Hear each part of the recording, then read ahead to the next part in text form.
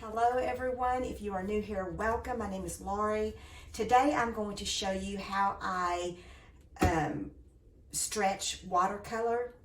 I usually let it sit at least for a day, and there are times that I do this way ahead of time and they sit on the board for weeks or months.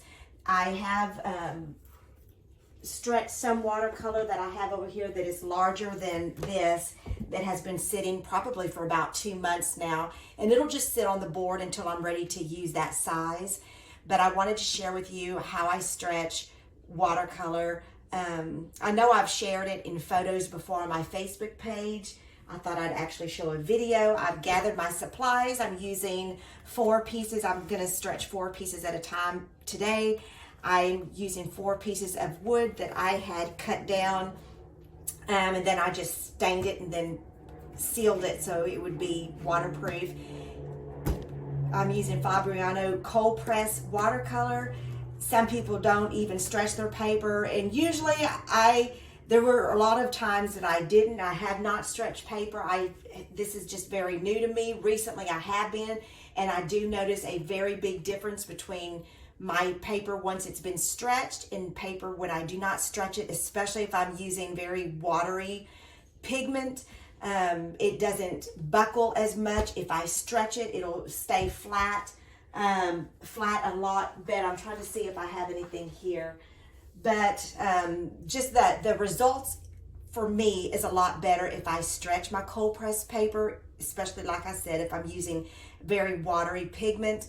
And so I have my watercolor, it's cold press, Fabriano.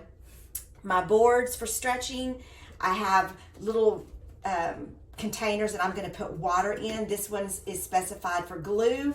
This one is for water. And I keep the glue separate because that's what I'm going to use to dampen my tape, and I don't want to put that sponge into my clean water that's going to be brushed on my watercolor paper, because I don't want that gum all over the surface of where I'm going to be painting, the surface of my paint surface. I just want the glue sponge to touch the glue. So I have 2 separate containers for that. I have prepped all my supplies. I did want to point out real quick the difference between, and I'm not going to go into all the little details. There's so many different grades of cold press as far as the weight of it, the brands, etc., the texture of it. And then there's so many grades of hot press paper. This right here is the Fabriano hot press.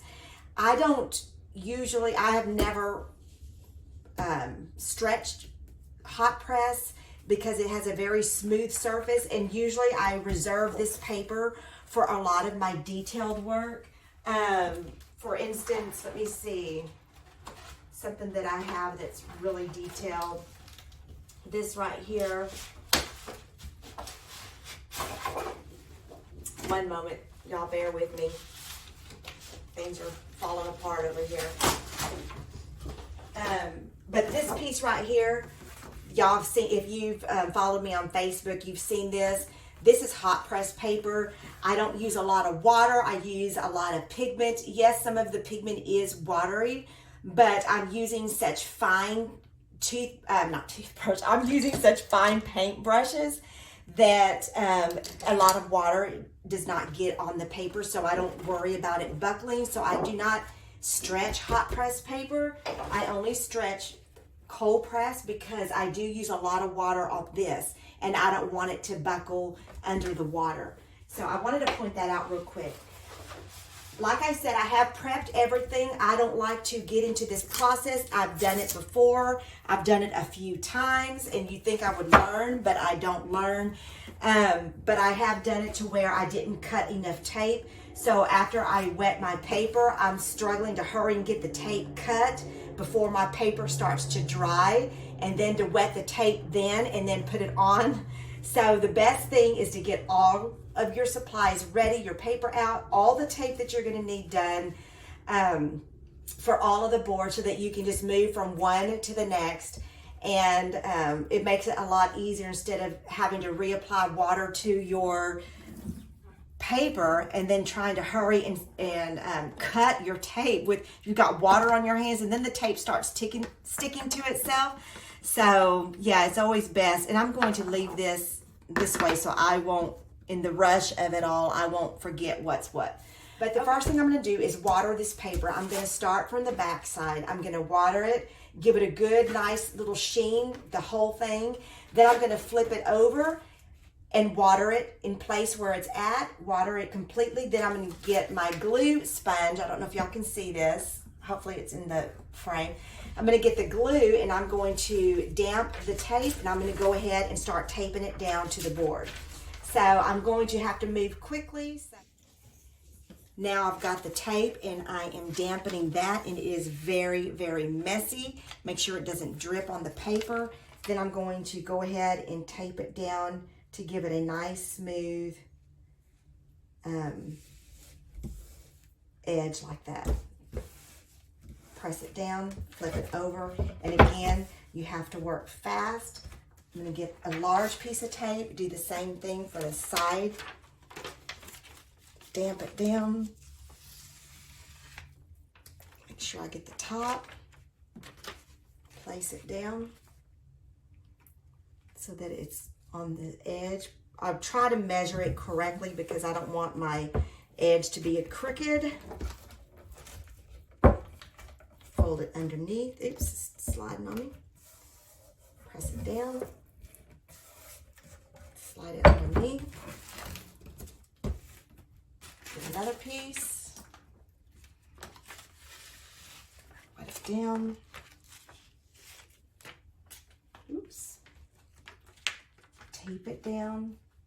And you can kind of see up here, I don't know if you can see it, but if you're doing this at home, you'll be able to see, hopefully, where your tape is on your paper to give it a nice straight border there. And you tape it down, get a long piece, same thing, repeat, repeat, repeat, times however many boards you are stretching. Same thing. Give it a nice, clean little edge. And if I move it around, like I'm sliding it into position, and you might be worried, oh, you're getting glue on the side of your paper. That's, for what I'm going to do this for, that's okay, because I'm not going to paint all the way to this edge. Usually I put another piece of tape as a border to keep from painting all the way off the edge for something like this that I'm going to do. So now that one's done, and I set it aside. And I go on to the next one.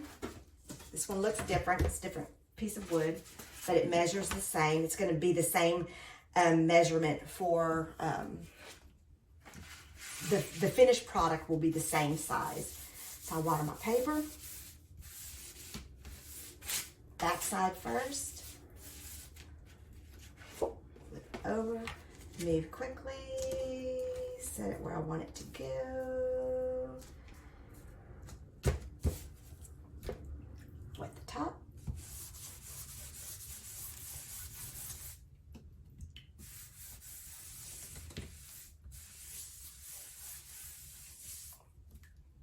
Glue.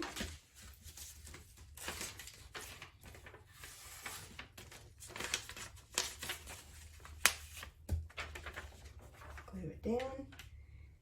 And even though my board is different, I still try to measure the same on my paper, even though I don't have much of a border on my wood.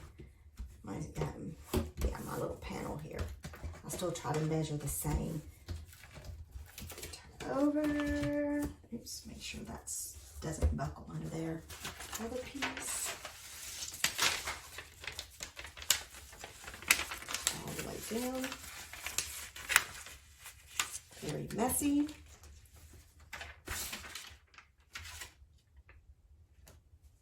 Try to move quickly. Get on there tight. Flip it over. It's already sticking.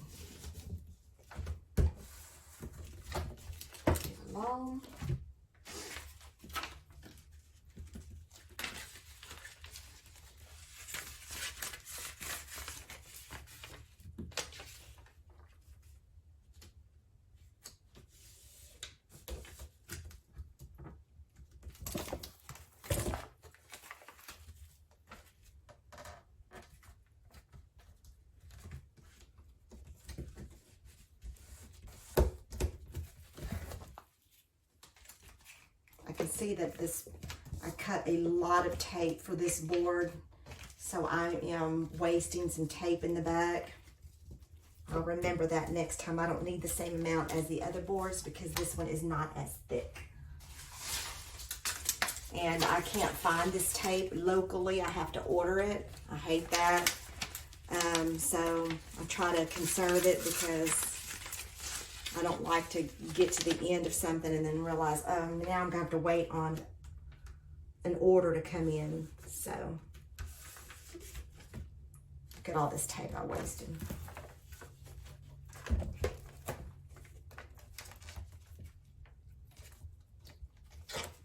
Slide that up just a bit. Press it down. Over. That one's ready. And this is what I'm going to do for the remaining 2 boards that I have. So there we have it. I don't have enough space up here to really show you. They're all stacked up carefully so that I don't overlap on the paper. But here you have them. You can already tell that they're buckling like this, but the awesome thing about it is they won't dry like that. It'll dry stretched out perfectly. And then what I will do, usually when I stretch my watercolor, the cold press like this, I go back and I put a strip of washi tape around to create a border. So that'll cover up if there's any glue that leaked, you know, out from underneath the tape, then that'll cover it up, and then it's ready to go. And I've been painting straight on the board like this, and I only take the paper off when the painting is complete, and I cut it along the brown tape here, not the washi tape, and then it'll leave me that crisp white border around the finished piece. But there we go, there it is. Very messy and you have to work quickly, but it is well worth it if you're wanting to do watercolor with a lot of water. There we go. I hope you enjoyed it. If you did, give it a thumbs up. If you haven't subscribed, please do so. Hopefully I will come back and share another painting video soon. Thank you. Until next time, take care.